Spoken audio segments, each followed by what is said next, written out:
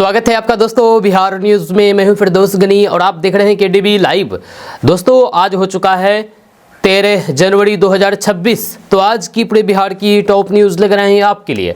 Video शुरू करने से पहले आपसे एक रिक्वेस्ट है कि अगर आप पहली बार इस चैनल पर आए हैं तो चैनल को सब्सक्राइब करके बेल आइकन को प्रेस कर दीजिए और साथ ही साथ वीडियो को लाइक कर दीजिए, अपने दोस्तों के साथ शेयर भी कीजिए। तो चलिए चलते हैं आज की खबरों की ओर। दोस्तों खबर में आगे बढ़ेंगे, लेकिन उससे पहले आपसे फिर से वही रिक्वेस्ट करेंगे, क्योंकि आप लोग वीडियो तो देखते हैं लेकिन सब्सक्राइब बहुत कम लोग करते हैं।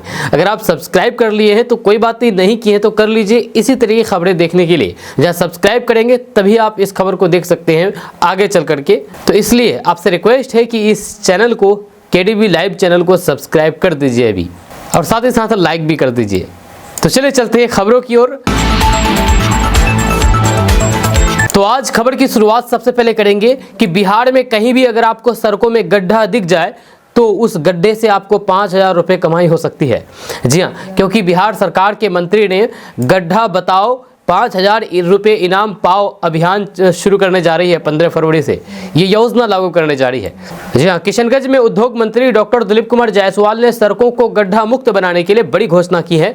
15 फरवरी से गड्ढा बताओ इनाम पाओ योजना शुरू होगी। इसके तहत अगर कोई नागरिक सड़क पर गड्ढे की सूचना देगा तो उसे 5,000 रुपये का इनाम मिलेगा। जी हाँ, मंत्री ने बताया है कि हर चौक चौराहों पर रोड एम्बुलेंस का नंबर लगाया जाएगा। जैसे ही सूचना मिलेगी टीम 72 घंटे के अंदर गड्ढे की मरम्मत करेगी। जैसे ठेकेदारों और फिर अधिकारियों की जवाबदेही बढ़ेगी और सड़कों की गुणवत्ता सुधरेगी। जब कुल मिलाकर के गड्ढा बताओ इनाम पाओ योजना से अब आम लोग भी सड़क सुधार में भागीदारी बनेंगे और पैसे भी, इनाम भी जीतेंगे। जी हाँ, 5,000 रुपये एक गड्ढा बताने पर। बिहार सरकार की सड़कों की अब इससे तस्वीर भी बदल सकती है। आपका इसके बारे में क्या कहना है? नीचे कमेंट बॉक्स में कमेंट करके जरूर बताइए। आप बताइए कि अगर ये योजना लागू हो जाती है तो क्या आप इसमें भागीदारी बनेंगे, यानी कि आप भी 5,000 रुपये इनाम के लिए गड्ढा को लेकर शिकायत करेंगे? नीचे कमेंट बॉक्स में कमेंट करके जरूर बताइएगा। दोस्तों किशनगंज में एक ऐतिहासिक खगरा मेला शुरू हो गया है। जब किशनगंज में ऐतिहासिक खगरा मेला का भव्य उद्घाटन किया गया है। डीएम विशाल राज, जिला परिषद अध्यक्ष रुकैया बेगम और अन्य अतिथियों ने दीप जलाकर की और फिर फीता काट करके मेले की शुरुआत की है। डीएम विशाल राज ने कहा है कि खगरा मेला किशनगंज की समृद्ध विरासत का प्रतीक है, जिसे साल दर साल आगे बढ़ाया जा रहा है। एमजीएम मेडिकल कॉलेज के रजिस्ट्रार डॉक्टर इच्छित भारत ने कहा कि ये मेला गंगा जमनी तहजीब की पहचान है और इसकी शुरुआत खगरा स्टेट के नवाब ने की थी। आपको बता दें कि खगरा मेला की शुरुआत 1883 में ब्रिटिश काल के दौरान हुई थी। जब ये सभी सोनपुर के बाद एशिया का दूसरा सबसे बड़ा पशु मेला माना जाता था। जब देश विदेश में व्यापारी यहाँ पर आते थे। समय के साथ मेला छोटा जरूर हुआ है, लेकिन इसकी सांस्कृतिक पहचान आज भी कायम है। इस साल मेले में झूले, खिलौने, लकड़ी के सामान और फिर खाने पीने की दुकानों लोगों को खूब आकर्षित कर रही है। जब बच्चे हो या फिर बड़े, सभी मेले का आनंद ले रहे हैं। खगरा मेला आज भी किशनगंज की शान बना हुआ है और इसकी ऐतिहासिक विरासत लोगों को अपनी ओर खींची चली आ रही है।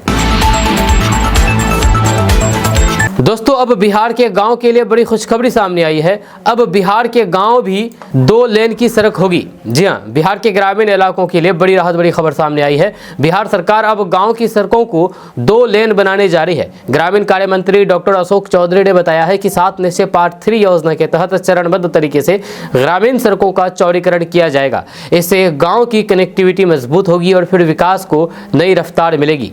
मंत्री अशोक चौधरी ने कहा है कि पिछले 20 सालों में बिहार ने सड़क निर्माण में बड़ा रिकॉर्ड बनाया है।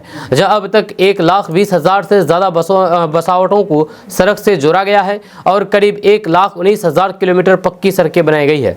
जहां साथ ही 2750 पुलों का निर्माण भी हुआ है। जहां अब उन सड़कों को 2 लेन किया जाएगा जो प्रखंड, अनुमंडल और फिर जिला मुख्यालयों को राज्य और फिर राष्ट्रीय राजमार्गों से जोड़ती है। इससे किसानों को फसल बाजार तक पहुँचाने में आसान होगी। वहीं पर बच्चों को स्कूल और फिर मरीजों को अस्पताल पहुंचना आसान होगा।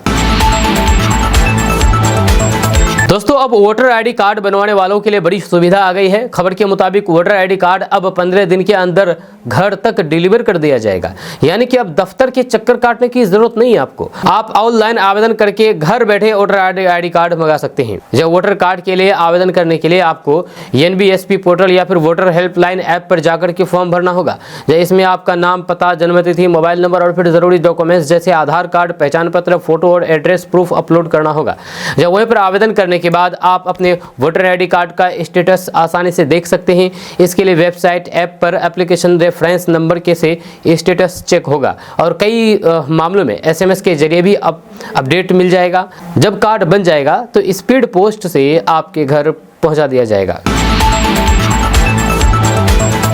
दोस्तों, बिहार में ठंड एक बार फिर से तेज होने वाली है। मौसम विभाग ने ताज़ा अपडेट के मुताबिक आने वाले दिनों में बिहार के तापमान में करीब 4 डिग्री तक की गिरावट हो सकती है, जिससे ठिठुरन बढ़ेगी और फिर लोगों को कड़ाके की ठंड का सामना करना पड़ेगा। रिपोर्ट्स के अनुसार ठंड बढ़ने के साथ साथ शीत दिवस की स्थिति भी बन सकती है, यानी कि दिन में धूप कम निकलेगी, ठंडी हवाएं चलेगी और फिर दिन भर ठंड का असर बना रहेगा। इसके साथ ही कई जिलों में घने कोहरे की चेतावनी भी दी गई है, जिससे सुबह और रात के समय विजिबिलिटी कम हो सकती है। ऐसे मौसम में सड़क पर चलने वाले लोगों को खास सावधानी बरतने की जरूरत है, खासकर क्योंकि सुबह शाम यात्रा करते समय वाहन धीरे चलाएं, जब फॉग लाइट का इस्तेमाल करें और फिर बच्चे बुजुर्गों को ठंड से बचा करके रखें। दोस्तों, बिहार में 26 जनवरी गणतंत्र दिवस को पटना का गांधी मैदान इस बार मिनी बिहार जैसा नजर आने वाला है। खबर के मुताबिक इस बार गणतंत्र दिवस समारोह में बिहार के संस्कृति विकास और फिर परंपरा को दिखाने के लिए कुल 13 भव्य झांकियां निकाली जाएगी, जो लोगों के लिए खास आकर्षण रहेगी। इन झांकियों में बिहार के कई बड़े प्रोजेक्ट और पहचान वाले विषय शामिल होंगे। रिपोर्ट्स के अनुसार पूर्णाधाम, पिंक बस सेवा और फिर राज्य में चल रही कई योजनाओं पर आधारित झांकियां तैयार की जा रही है। इसका मकसद है कि लोग एक ही जगह बिहार की अलग अलग पहचान और विकास की झलक देख सके। इसके साथ ही गांधी मैदान में परेड भी होगी, जिसमें पुलिस और फिर अन्य बलों का जोश और अनुशासन देखने को मिलेगा। कुल मिलाकर के इस बार 26 जनवरी का कार्यक्रम काफ़ी भव्य होने वाला है और गांधी मैदान में भारी भीड़ जुटने की उम्मीद है। दोस्तों, नौकरी के बदले में जमीन मामले में आरजेडी सुप्रीमो लालू प्रसाद यादव और उनके परिवार की मुश्किलें बढ़ती नजर आ रही है। खबर के मुताबिक कोर्ट ने इस केस में लालू यादव के खिलाफ आरोप तय कर दिए हैं। साथ ही साथ अदालत ने यह भी कहा दिया है कि मामले में परिवार के खिलाफ पुख्ता सबूत मौजूद है, इसलिए अब केस की सुनवाई आगे बढ़ेगी। रिपोर्ट्स के अनुसार जॉब के बदले जमीन मामले पर आरोप है कि रेलवे में नौकरी दिलाने के बदले में कुछ लोगों से जमीन ली गई थी। इसी को लेकर के जांच एजेंसियों ने पहले से कार्रवाई की थी और फिर लंबे समय से ये मामला कोर्ट में चल रहा था। अब आरोप तय होने के बाद ये केस और गंभीर हो गया है और फिर आगे कानूनी प्रक्रिया तेज हो सकती है। इस फैसले के बाद बिहार की राजनीति में भी हलचल बढ़ गई है। विपक्ष इसे आरजेडी को लेकर के बड़ा झटका बता रहा है, जबकि आरजेडी इसे राजनीतिक साजिश कह रही है। अब सबकी नजरें अगली सुनवाई और आगे आने वाले फैसलों पर टिकी है। दोस्तों, खान सर का एक बयान इन दिनों सोशल मीडिया पर तेजी के साथ वायरल हो रहा है। खबर के मुताबिक खान सर ने भोजपुरी इंडस्ट्री के बड़े सितारों पवन सिंह और खेसारी लाल यादव पर नाराजगी जताई है। उन्होंने कहा है कि भोजपुरी गानों और फिर वीडियो में जिस तरह से डबल मीनिंग और देवर भाभी जैसे रिश्तों को गलत तरीके से दिखाया जाता है, वह समाज के लिए ठीक नहीं है। जब खान सर ने तीखे शब्दों में कहा कि सीता लक्ष्मण की धरती पर देवर भाभी के रिश्तों को तार तार कर दिया गया है। उनका इशारा यूपी बिहार की उस संस्कृति की तरफ था जहाँ पर रिश्तों की मर्यादा को बहुत अहम माना जाता है। उन्होंने कहा है कि भोजपुरी गानों में अश्लीलता और फिर गलत कंटेंट बढ़ने से युवा पीढ़ी पर गलत असर पड़ रहा है और समाज की सोच भी बिगड़ रही है। कुल मिलाकर के खान सर का कहना है कि भोजपुरी सिनेमा और फिर म्यूजिक को मनोरंजन के नाम पर रिश्तों की मर्यादा नहीं तोड़नी चाहिए, बल्कि साफ सुथरे और फिर अच्छी सोच वाले गाने बनाने चाहिए, ताकि भाषा और फिर संस्कृति की इज्जत बनी रहे। दोस्तों, असदुद्दीन ओवैसी ने ऑपरेशन सिंदूर को लेकर के बीजेपी और केंद्र सरकार पर तीखा हमला बोला है। उन्होंने कहा है कि इस ऑपरेशन के दौरान चीन ने पाकिस्तान की मदद की और हथियार भी दिए, जब फिर भी भारत सरकार अब चीनी कंपनियों को निवेश के लिए बुला रही है। ये बात समझ से बाहर है। असदुद्दीन ओवैसी ने बीजेपी की राष्ट्रवादी छवि पर सवाल उठाते हुए कहा कि जब चीन पाकिस्तान को सपोर्ट कर रहा था, तब भी सरकार अगर उसी चीन की कंपनियों को भारत में पैसा लगाने की दावत दे रहे हैं, तो फिर राष्ट्रवाद कहां गया। इसके साथ ही उन्होंने डोनाल्ड ट्रंप के बयान टिप्पणियों को लेकर भी सरकार की चुप्पी पर सवाल उठाया है और कहा है कि बीजेपी नेताओं को हर मुद्दे पर बोलना आता है, लेकिन इस पर खामोशी क्यों है। दोस्तों अब करेंगे सेहत की बात। या सेहत की बात में बीपी को लेकर के बात करेंगे तो हाई ब्लड प्रेशर अगर लंबे समय तक कंट्रोल में ना रहे तो फिर ये हार्ट अटैक और स्ट्रोक जैसे गंभीर बीमारी की वजह बन सकता है। या कई लोग इसे हल्के में लेते हैं, लेकिन सच ये है कि हाई ब्लड प्रेशर धीरे धीरे दिल और नसों पर दबाव बढ़ाता है, जिससे खतरा बढ़ जाता है। तो एक्सपर्ट के मुताबिक बीपी कम करने में लहसुन मददगार माना जाता है, क्योंकि ये ब्लड फ्लो बेहतर करता है। दूसरी चीज़ केला है, या इसमें पोटेशियम होता है जो बीपी कंट्रोल करने में मदद करता है। तीसरी चीज़ चुकंदर है। चुकंदर का जूस या फिर सलाद बीपी कम करने में फ़ायदेमंद माना जाता है। हालांकि सिर्फ खाना ही नहीं बल्कि नमक कम करना, रोज़ की हल्की एक्सरसाइज, तनाव कम करना और फिर ज़रूरत हो तो फिर डॉक्टर की दवा लेना भी बहुत ज़रूरी है इसमें। दोस्तों बिहार के एक इलाके में एक ही जगह पर 127 कौवों की मौत से हरकंप मच गया है। खबर के मुताबिक अचानक इतनी बड़ी संख्या में कौवों के मरने की खबर फैलते ही स्थानीय लोग डर गए हैं और इलाके में तरह तरह की चर्चाएं शुरू हो गई है। लोगों ने तुरंत वन विभाग और फिर प्रशासन को इसकी सूचना दी, जिसके बाद टीम मौके पर पहुंची और फिर जांच शुरू कर दी। जब वन विभाग के अनुसार इतनी संख्या में पक्षियों की मौत का कारण अभी साफ नहीं है। आशंका जताई जा रही है कि ये मामला किसी जहरीले पदार्थ, बीमारी या फिर खाने पीने में कुछ गड़बड़ी से जुड़ा हो सकता है। जहाँ जांच के लिए मृत कौवों के सैंपल लिए गए हैं ताकि लैब टेस्ट से सही वजह पता चल सके। फिलहाल प्रशासन ने लोगों से अपील की है कि वे मृत पक्षियों के पास ना जाएं और फिर किसी भी तरीके की अफवाह न फैलाएं। जब जांच रिपोर्ट आने के बाद ही साफ होगा कि इतनी बड़ी संख्या में कौवों की मौत आखिर किस कारण हुई है। दोस्तों बिहार से एक हैरान कर देने वाला वायरल खबर सामने आई है। बताया जा रहा है कि एक युवक को जब सांप ने डस लिया तो फिर वह घबराने की जगह खुद ही तीन कोबरा सांप पकड़ करके अस्पताल पहुंच गया। जब युवक जैसे ही अस्पताल पहुंचा, वहां मौजूद लोग उसे देख करके चौंक गए और देखते ही देखते वहां पर अफरा तफरी मच गई। जब खबर के मुताबिक युवक का कहना था कि जिस सांप ने उसे डसा है वह वही कोबरा था, इसलिए वह सांप को पकड़ करके साथ ले आया ताकि डॉक्टर को सही जानकारी मिल सके और इलाज जल्दी हो जाए। लेकिन अस्पताल में युवक को सांप के साथ आते देख करके मरीज और स्टाफ घबरा गए। जब सुरक्षा को देखते हुए तुरंत लोगों को दूर किया गया और सांपों को संभालने की कोशिश की गई। जी हाँ, इसके बाद अस्पताल प्रशासन ने युवक को समझाया कि सांपों को अस्पताल लाना बेहद खतरनाक है, क्योंकि इससे दूसरों की जान को भी खतरा हो सकता है। डॉक्टरों ने युवक का इलाज शुरू किया और फिर उसे सही एंटीवेनम दिया गया। ये घटना अब सोशल मीडिया पर वायरल हो रही है और फिर लोग इसे बिहार का गजब जुगाड़ कह करके चर्चा कर रहे हैं। दोस्तों बिहार से साइबर क्राइम का एक चौंकाने वाला मामला सामने आया है। खबर के मुताबिक बिहार के सहरसा पुलिस का official social media page hack कर लिया गया है। बताया जा रहा है कि हैकिंग के बाद उस पेज से गलत और संदिग्ध पोस्ट मैसेज जाने लगे, जिससे पुलिस विभाग में हरकंप मच गया।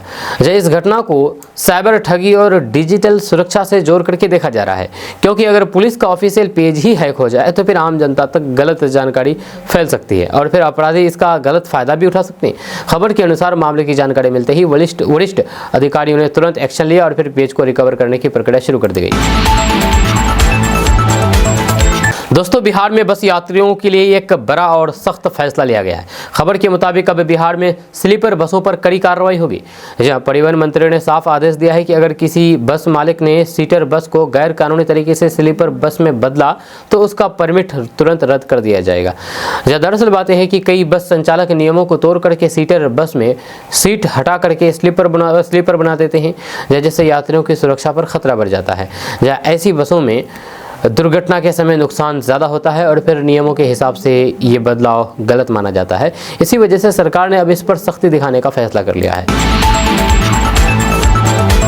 दोस्तों बिहार के शिक्षकों के लिए एक बड़ा अपडेट सामने आया है। खबर के मुताबिक शिक्षा विभाग की तरफ से नया आदेश जारी कर दिया गया है, जिससे बिहार के कई शिक्षकों पर सीधा असर पड़ेगा। इस आदेश का मकसद स्कूलों में व्यवस्था को बेहतर बनाना और फिर शिक्षकों की जिम्मेदारी तय करना बताया जा रहा है। यह रिपोर्ट के अनुसार आदेश में शिक्षकों की ड्यूटी, उपस्थिति, कामकाज और फिर नियमों से जुड़ी हुई बातें शामिल है। जब सरकार चाहती है कि स्कूलों में पढ़ाई सही तरीके से हो, जब बच्चे नियमित पढ़े और शिक्षक समय पर स्कूल पहुंचे, इसलिए विभाग ने सख्ती दिखाते हुए ये नया आदेश जारी कर दिया है। जब कुल मिलाकर कि ये आदेश शिक्षकों के लिए ज़रूरी है, इसलिए सभी शिक्षक समय रहते विभाग के निर्देशों को समझ करके पालन करें ताकि आगे किसी तरीके की परेशानी ना हो। दोस्तों, बिहार के किसानों के लिए बड़ी खबर सामने आई है। सरकार अब फार्मर्स रजिस्ट्रेशन की प्रक्रिया को तेज करने के लिए नई व्यवस्था करने जा रही है, ताकि किसानों को बार बार दफ्तरों के चक्कर ना लगाने पड़े और फिर काम जल्द ही पूरा हो सके। यह खबर के मुताबिक सरकार ने ई-KYC को लेकर के भी फैसला लिया है। जी हाँ, अब किसानों का रजिस्ट्रेशन सही तरीके से पूरा करने और फिर योजनाओं का लाभ लेने के लिए ई-KYC जरूरी मानी जाएगी, ताकि फर्जीवाड़े रुके और सही तरह किसानों को फायदा मिले। वहीं पर सरकार की तैयारी है कि पंचायत ब्लॉक स्तर पर कैंप लगा करके किसानों का रजिस्ट्रेशन और ई-KYC कराया जाए, इससे पीएम किसान फसल बीमा सब्सिडी जैसी योजना का लाभ किसानों को बिना रुकावट मिल सके। दोस्तों, बिहार की रहने वाली नेहा सिंह राठौर को तो आप जानती होंगी, बिहार की रहने वाली है, लेकिन इनकी शादी यूपी में हुई है। जहाँ नेहा सिंह राठौर ने हाल ही में पीएम मोदी के सोमनाथ मंदिर में पूजा करने को लेकर के सोशल मीडिया पर एक काफ़ी तीखी प्रतिक्रिया दी है, जिसके बाद बवाल मच गया है। उन्होंने लिखा कि मदारी डमरू बजा रहा है, लोग मर रहे हैं। इस लाइन के जरिए नेहा सिंह राठौर का इशारा ये था कि जब देश में कई जगह लोग परेशान हैं, महंगाई, बेरोजगारी, हादसे और फिर दूसरे गंभीर समस्याएं चल रही है, तब सरकार इवेंट और फिर दिखावे की राजनीति में ज़्यादा व्यस्त दिखती है। उनका कहना है कि पूजा पाठ करना गलत नहीं है, लेकिन जब जनता की तकलीफें बढ़ रही हो तब नेताओं को पहले उन मुद्दों पर ध्यान देना चाहिए, न कि मंदिर जाना चाहिए। नेहा का ये बयान सोशल मीडिया पर तेजी के साथ वायरल हो रहा है, जिसके बाद कई लोगों ने उन्हें समर्थन दिया है और कह रहे हैं कि ये सच बोल रही है।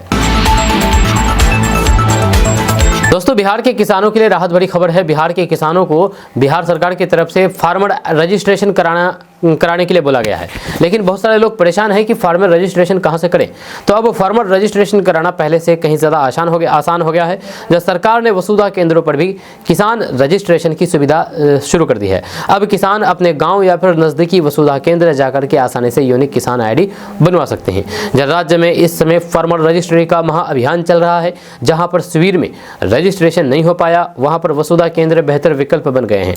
राजस्व मंत्री विजय कुमार सिन्हा ने बताया है कि राज्य के सभी CSC यानी कि वसुधा केंद्रों पर एग्रीटेक के तहत रजिस्ट्रेशन हो चुका है। इससे किसानों को सरकारी दफ्तरों के चक्कर नहीं लगाने पड़ेंगे। इस यूनिक किसान ID से किसानों को पीएम किसान फसल बीमा, सब्सिडी, कृषि ऋण जैसी सभी योजनाओं का लाभ सीधे मिलेगा। सरकार का मकसद है कि हर किसान को इस ID से जोड़ा जाए।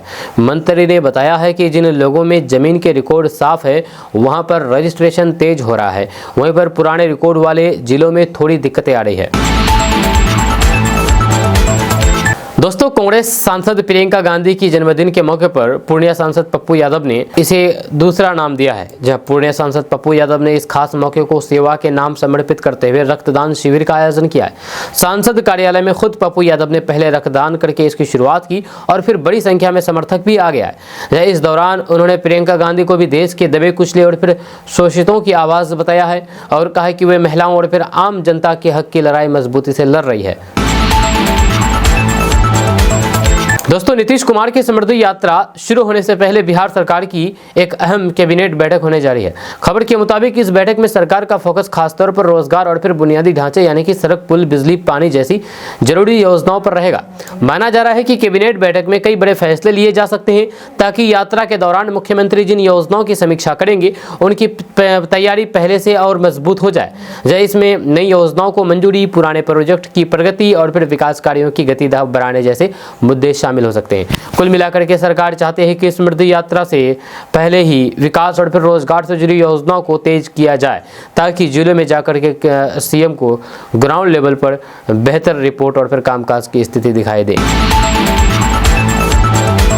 दोस्तों, बिहार की राजनीति में इन दिनों दही चूड़ा भोज को लेकर के खूब चर्चा हो रही है।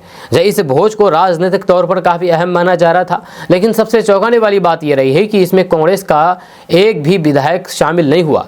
जैसे ही ये बात सामने आई तो बिहार की सियासत में हलचल बढ़ गई और कांग्रेस को लेकर के कई तरह की अटकलें लगने लगी। खबर के मुताबिक कांग्रेस विधायकों की गैर मौजूदगी को लोग पार्टी के अंदर चल रही नाराजगी और गुटबाजी से जोड़ करके देख रहे हैं। क्योंकि जब कोई पार्टी अपने सहयोगी या फिर बड़े राजनीतिक कार्यक्रम से दूरी रहती है तो फिर यह संकेत देता है कि अंदर खाने सब कुछ ठीक नहीं है।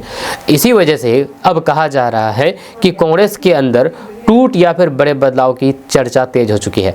राजनीतिक जानकारों का मानना है कि इस तरह के मौके पर विधायकों का एक साथ न दिखना पार्टी नेतृत्व के लिए चिंता की बात है। अब सबकी नज़र इस बात पर है कि कांग्रेस इस मामले पर क्या सफाई देती है और आने वाले दिनों में पार्टी के अंदर एकजुटता बनी रहती है या फिर बिहार की राजनीति में कोई नया बड़ा मोड़ आता है।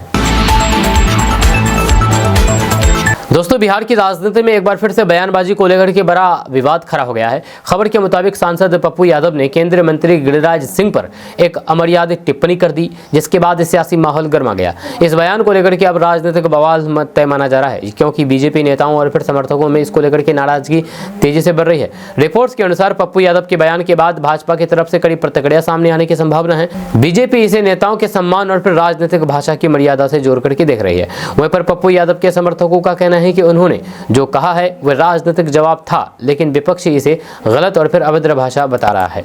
जब इस मामले में आगे बयानबाजी और बढ़ सकती है, भाजपा की तरफ से पप्पू यादव पर कार्रवाई की मांग उठ सकती है।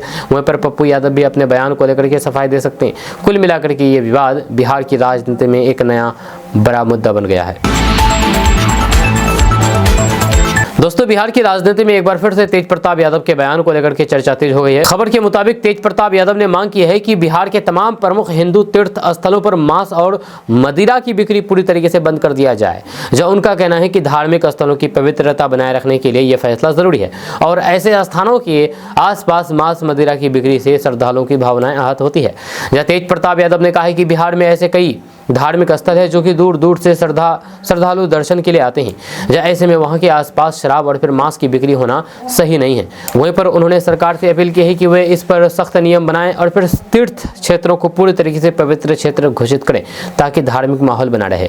वहीं पर इस मांग के बाद बिहार की राजनीति में नया मुद्दा खड़ा हो गया है, जहाँ कुछ लोग इसे धार्मिक भावना से जोड़ करके सही कदम बता रहे हैं, जबकि कुछ इसे राजनीतिक बयान मान रहे हैं। अब देखना होगा कि सरकार इस मांग पर क्या फैसला लेती है। दोस्तों, बिहार में ठंड का असर फिर से तेज हो गया है। खबर के मुताबिक बिहार में बर्फीली हवाओं, घने कोहरे और फिर शीतलहर की वजह से लोगों को काफी परेशानी हो रही है। जहाँ इसी को देखते हुए मौसम विभाग ने बिहार के 14 जिलों में येलो अलर्ट जारी कर दिया है। मतलब साफ है कि अगले कुछ दिनों तक मौसम खराब रह सकता है और ठंड का असर और बढ़ेगा। इस दौरान सुबह शाम घना कोहरा छाने की संभावना है, जिससे विजिबिलिटी कम रहेगी और फिर सड़क पर चलना मुश्किल हो सकता है। वहीं पर ठंडी पछुआ हवाएं चलने से दिन में भी ठिठुरन महसूस होगी।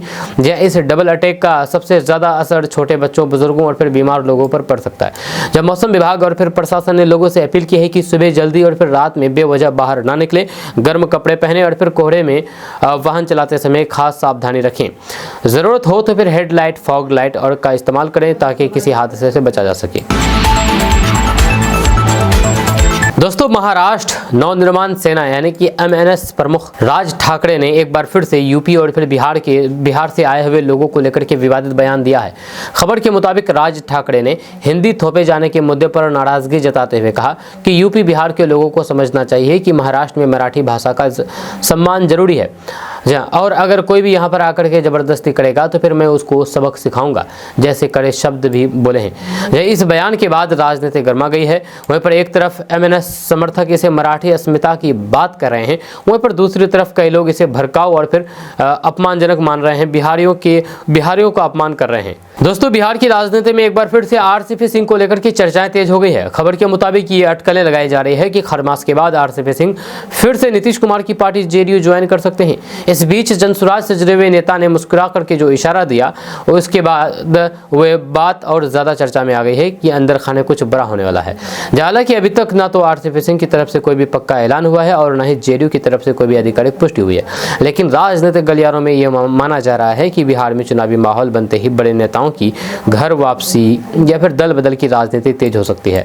जब वैसे आपको बता दें कि हाल ही में RCP सिंह का नाम जनसुराज से भी जुड़ चुका है और फिर वे पहले ही प्रशांत किशोर की पार्टी में शामिल होकर के अपनी पार्टी का विलय भी कर चुके हैं। इसलिए JDU में वापसी वाली बात फिलहाल सिर्फ चर्चा अटकलें मानी जा रही है।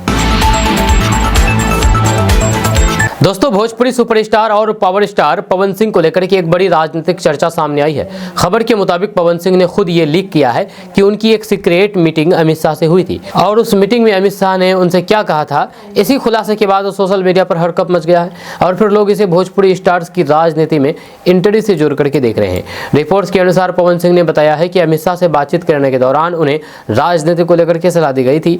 पवन सिंह के मुताबिक अमित शाह ने उनसे कहा था कि उन्हें जनता के बीच अपनी पकड़ बनाए रखनी चाहिए और सही समय पर बड़ा फैसला लेना चाहिए। पवन सिंह ने यह भी संकेत दिया है कि भाजपा की तरफ से उन्हें आगे भी सपोर्ट मिलने की संभावना है।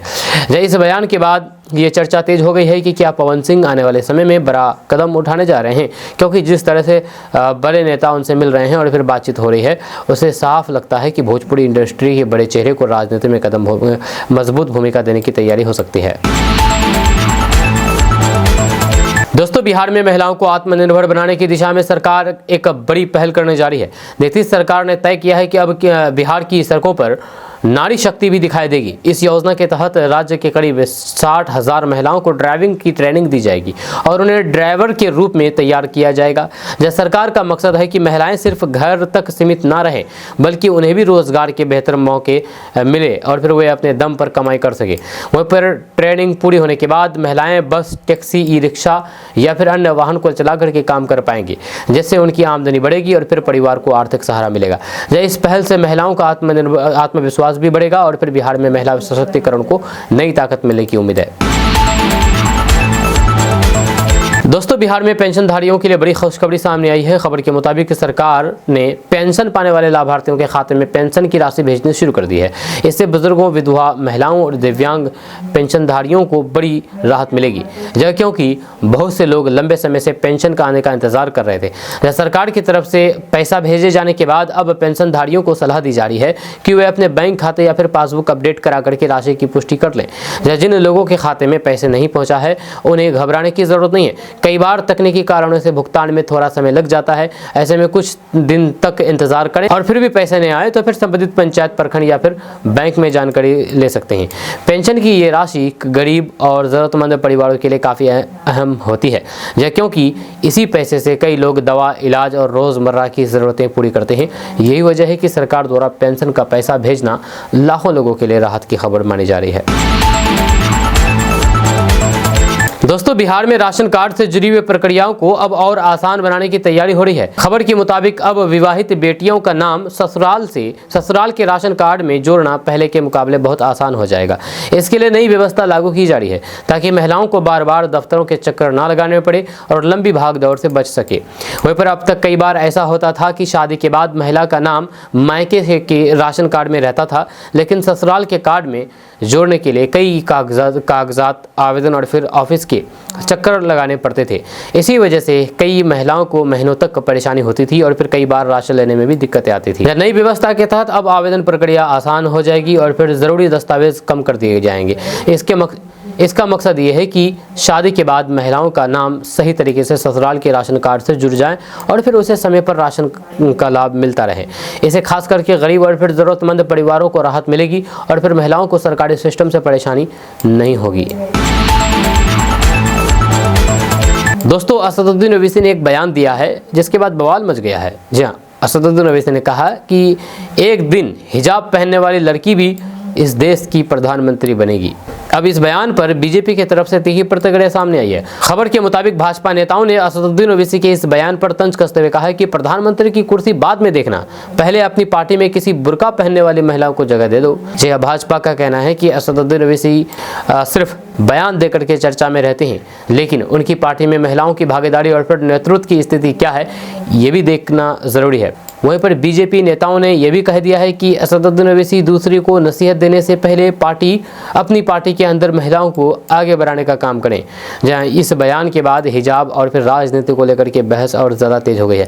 जहां सोशल मीडिया पर लोग इसे लेकर के अलग अलग राय दे रहे हैं। कुल मिलाकर के असदुद्दीन ओवैसी के बयान ने एक बार फिर से देश में सियासी बयानबाजी को गर्म कर दिया है। दोस्तों, बहादुरगंज सामुदायिक स्वास्थ्य केंद्र से एक बार फिर से बिहार की बदहाल स्वास्थ्य व्यवस्था की पोल खुलती नजर आ रही है। यहां एक युवक की जान के साथ खुलेआम खिलवाड़ किए जाने का गंभीर आरोप सामने आया है। मामला शनिवार शाम को बताया जा रहा है, जब बहादुरगंज निवासी तौफीक हुसैन को एक कुत्ते ने काट लिया। जब परिजन तुरंत उन्हें अस्पताल के लिए बहादुरगंज सामुदायिक स्वास्थ्य केंद्र लेकर के पहुंचे ताकि समय रहते एंटी रेबीज का टीका लगाया जा सके और किसी बड़े खतरे से बचाव हो सके, लेकिन परिवार वालों का आरोप है कि अस्पताल में मौजूद स्वास्थ्य कर्मियों ने घोर लापरवाही बरती है। यह युवक को केवल टेटनस का इंजेक्शन लगा करके ये कह दिया गया कि इलाज हो गया है और अब चिंता की कोई बात नहीं है, जबकि चिकित्सीय गाइडलाइंस के मुताबिक कुत्ता काटने के बाद 24 घंटे के भीतर एंटी रेबीज का टीका लगाना अनिवार्य होता है, खास करके तब जब घाव से खून निकला हो। जब परिजनों का कहना है कि स्वास्थ्य कर्मियों ने ये जरूरी टीका लगाने की जहमत तक नहीं उठाई है। ये मामला सिर्फ एक मरीज की लापरवाही तक का सीमित नहीं है, बल्कि बहादुरगंज और पूरे किशनगंज जिले की स्वास्थ्य व्यवस्था की असल तस्वीर सामने रख देती है। यहाँ पर आए दिन मरीजों को सही इलाज भी नहीं मिलने, दवाओं की कमी, डॉक्टरों की अनुपस्थिति और फिर कर्मचारियों की मनमानी जैसी शिकायतें सामने आती रही है। बावजूद भी इसके जिम्मेदार अधिकारी आंख मूंदे बैठे हैं। जी हाँ, मामले को लेकर के क्षेत्र के युवा समाज सेवी तौकीर हुसैन ने कड़ा ऐतराज जताया है। उन्होंने कहा कि ये सिर्फ तौफीक हुसैन का मामला नहीं है, बल्कि पूरे सिस्टम की संवेदनशीलता को दर्शाता है। तौकीर हुसैन ने कहा है कि अगर समय रहते सही इलाज नहीं मिलता और फिर मरीज के साथ कोई अनहोनी हो जाती तो फिर इसकी जिम्मेदारी कौन लेता? क्या ऐसे ही लोगों की जान से खिलवाड़ होता रहेगा? उन्होंने स्वास्थ्य विभाग से पूरे मामले की निष्पक्ष जांच कराने और फिर दोषी स्वास्थ्य कर्मियों के खिलाफ कड़ी कार्रवाई की भी मांग की है। साथ ही साथ कहा कि ऐसे लापरवाह कर्मचारियों को सस्पेंड किया जाना चाहिए ताकि आगे किसी और मरीज की जिंदगी खतरे में ना पड़े। जब इस पूरे मामले पर अस्पताल में मौजूद स्वास्थ्य कर्मियों से सवाल किया गया तो उन्होंने कैमरे के सामने कुछ भी कहने से साफ इनकार कर दिया। दोस्तों, किशनगंज में कड़ाके की ठंड और शीतलहर का प्रकोप लगातार जारी है। बीते कई दिनों से गिरता तापमान और घने कोहरे ने किशनगंज जिले का जनजीवन पूरी तरीके से अस्त व्यस्त कर दिया है। मौसम विभाग के अनुसार किशनगंज में न्यूनतम तापमान गिर करके 10 डिग्री सेल्सियस तक पहुंच गया है, जबकि अधिकतम तापमान में भी लगातार गिरावट दर्ज की जा रही है। हालांकि आज का दिन राहत भरी है, आज धूप निकली हुई है और लोग इससे राहत महसूस कर रहे हैं, लेकिन रात का तापमान काफी ज्यादा गिर जाता है। जी हाँ, बर्फीली पछुआ हवाओं के कारण ठिठुरन और बढ़ जाती है, जिससे लोग घरों में दुबकने को मजबूर हो जाते हैं। वहीं पर घने कोहरे के कारण सुबह और देर रात दृश्यता बेहद कम हो जाती है, जहां स्थानीय लोगों के अनुसार कई इलाकों में विजिबिलिटी मात्र 10 से 15 मीटर तक सिमट करके रह गई है। इससे सड़क पर चलना जोखिम भरा हो जाता है। जब वाहन चालकों को हेडलाइट जलाकर भी आगे का रास्ता देखने में परेशानी हो रही है। यह कई जगहों पर छोटे मोटे हादसे की भी खबरें सामने आती रहती है। बस स्टैंड, रेलवे स्टेशन और फिर हाईवे पर यात्रियों को काफी दिक्कतों का सामना करना पड़ रहा है। यह ठंड को देखते हुए जिला प्रशासन ने एहतियातन कक्षा 1 से 8 तक के सभी सरकारी और फिर प्राइवेट स्कूलों को बंद रखने का आदेश जारी कर दिया है। प्रशासन का कहना है कि बच्चों की सेहत को ध्यान में रखते हुए ये फैसला लिया गया है। यही कक्षा 9 और फिर उससे ऊपर की कक्षाओं का समय सीमित कर दिया गया है। स्कूल बंद होने से अभिभावकों ने राहत की सांस ली है, क्योंकि सुबह के समय बच्चों को ठंड और फिर कोहरे में स्कूल भेजना मुश्किल हो रहा था। वहीं पर किशनगंज शहर के प्रमुख इलाकों, बाजारों, बस स्टैंड और फिर चौक चौराहों पर अलाव की व्यवस्था की गई है। गरीब दिहाड़ी मजदूर और फिर राहगीर अलाव के सहारे खुद को गर्म रखने की कोशिश कर रहे हैं। हालांकि कई जरूरतमंद परिवारों के पास गर्म कपड़े और फिर ईंधन की कमी भी देखने को मिल रही है। जब किसानों पर भी ठंड का बुरा असर पड़ा है। जब खेतों में कामकाज ठप पड़ा हुआ है। सुबह देर रात कोहरा छाए रहने के कारण खेती करना मुश्किल हो गया है। जब कुछ किसानों का कहना है कि ठंड से फसलों को नुकसान पहुंचने की आशंका है, खास करके सब्जी और फिर आलू की फसल, इस पर इसका असर पड़ रहा है। दोस्तों, किशनगंज के नए एसपी संतोष कुमार ने किशनगंज जिले में नई और सख्त पुलिसिंग व्यवस्था लागू करने का संकल्प लिया है। रविवार को आयोजित प्रेस कॉन्फ्रेंस में उन्होंने स्पष्ट कर दिया है कि उनकी प्राथमिकता पब्लिक फ्रेंडली पुलिसिंग होगी, ताकि आम नागरिक बिना डर के पुलिस से संपर्क कर सके। एसपी ने कहा है कि पुलिस जनता की मित्र बनेगी और हर नागरिक की सुरक्षा सुनिश्चित करना उनकी पहली जिम्मेदारी होगी। एसपी संतोष कुमार ने बताया है कि महिलाओं, बुजुर्गों, बच्चों और फिर समाज के कमजोर वर्गों की सुरक्षा सुरक्षा पर विशेष फोकस किया जाएगा। जहाँ उन्होंने साफ कहा कि बदमाशों, संगठन गिरोह, नशा तस्करों, साइबर अपराधियों और फिर सामाजिक शांति बिगाड़ने वाले तत्वों के खिलाफ जीरो टॉलरेंस नीति अपनाई जाएगी। जहाँ अपराध चाहे छोटा हो या फिर बड़ा, किसी भी अपराधी को बख्शा नहीं जाएगा। उन्होंने कहा है कि जिले की वर्तमान स्थिति का गहन आकलन किया जाएगा और उसी आधार पर अपराधियों के खिलाफ ठोस रणनीति बनाई जाएगी। अवैध नक्शा कारोबार, शराब और ड्रग्स के नेटवर्क को पूरी तरीके से ध्वस्त करना प्राथमिकता होगी। इसके साथ ही अवैध संपत्ति अर्जित करने वालों पर भी सख्त कार्रवाई की जाएगी। एसपी ने नशे के खिलाफ जागरूकता अभियान चलाने की भी बात कही है ताकि युवा पीढ़ी को इस दलदल से बचाया जा सके। एसपी ने जनता से सहयोग की अपील करते हुए कहा कि जन सहयोग के बिना अपराध मुक्त समाज संभव नहीं है। उन्होंने लोगों से अफवाहों पर ध्यान न देने और फिर किसी भी संदिग्ध गतिविधियों की सूचना तुरंत पुलिस को देने का आग्रह किया है। इसके लिए पुलिस की ओर से एक विशेष व्हाट्सएप नंबर 7258963393 जारी किया गया है। इसके अलावा कंट्रोल रूम नंबर 06456222109 और फिर डायल 112 पर भी 24 घंटे संपर्क किया जा सकता है। सूचना देने वालों की पहचान पूरी तरीके से गोपनीय रखी जाएगी। अब बात करें किशनगंज में नए एसपी को किन मुद्दों पर सबसे ज्यादा ध्यान देने की जरूरत है, ये ध्यान देना चाहिए। तो किशनगंज अंतर्राष्ट्रीय सीमा से सटा हुआ है जिला है और इसलिए सीमा सुरक्षा, तस्करी और फिर अवैध घुसपैठ पर कड़ी नजर रखना बेहद जरूरी है। इसके साथ ही पशु तस्करी, सोना तस्करी और नशे के कारोबार पर विशेष अभियान चलाने की भी जरूरत है। किशनगंज जिले में साइबर अपराध के मामले भी बढ़ रहे हैं, जिस पर अलग से साइबर सेल को मजबूत करना आवश्यक है। वहीं पर ग्रामीण इलाकों में जमीन विवाद, घरेलू हिंसा और फिर दहेज उत्पीड़न जैसे मामलों में त्वरित कार्रवाई भी जरूरी है ताकि आम लोगों का पुलिस पर भरोसा बना रहे। वहीं पर थानों में पीड़ितों के साथ संवेदनशील व्यवहार और भ्रष्टाचार पर सख्ती से अंकुश लगाना भी नए एसपी के लिए बड़ी चुनौती होगी। वहीं पर एसपी संतोष कुमार ने अंत में जिले वासियों को नववर्ष की शुभकामनाएं देते हुए कहा कि किशनगंज पुलिस की हर कदम पर जनता के साथ खड़ी रहेगी। उन्होंने भरोसा दिलाया है कि सुरक्षा आपकी संकल्प हमारा के तंत्र के साथ काम किया जाएगा।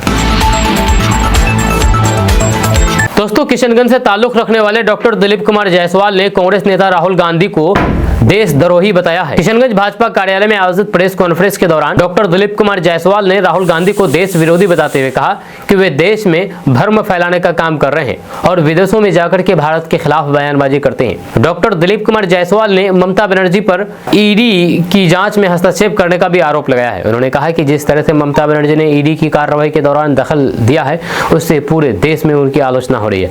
मंत्री ने सवाल उठाते हुए कहा कि आखिर उस हरे फाइल में क्या था जिसे ममता बनर्जी अपने साथ लेकर के गई।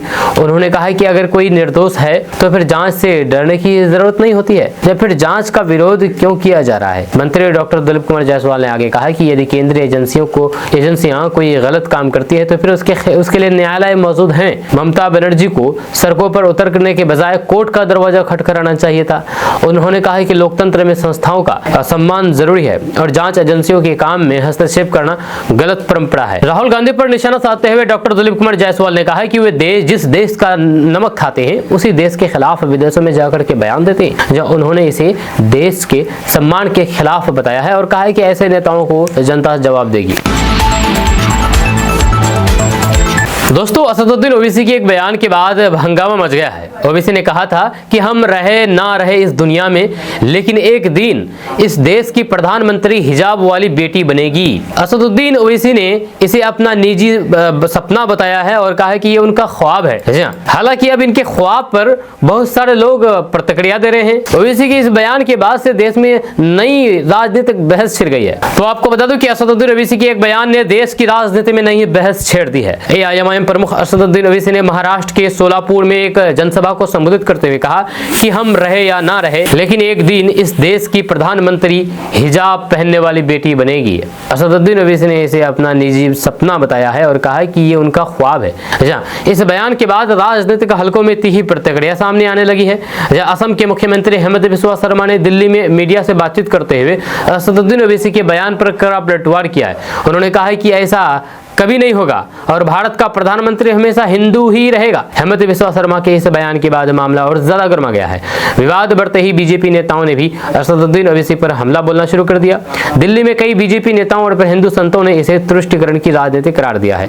जब संतों का कहना है कि असदुद्दीन ओवैसी इस तरह के बयान देकर के सिर्फ एक खास वर्गों को खुश करने की कोशिश कर रहे हैं और इससे समाज में वैचारिक विभाजन बढ़ेगा। वहीं पर दूसरी ओर कुछ मुस्लिम धर्मगुरुओं ने इस बयान को असदुद्दीन ओवैसी का व्यक्तिगत विचार बताया है। उनका कहना है कि ये किसी धर्म या फिर समुदाय की आधिकारिक सोच नहीं है, बल्कि एक नेता का निजी सपना है। हालांकि कई मौलानाओं ने यह भी कहा कि लोकतंत्र में हर व्यक्ति को अपनी राय रखने का अधिकार है, लेकिन ऐसे बयान सोच समझ करके दिए जाने चाहिए।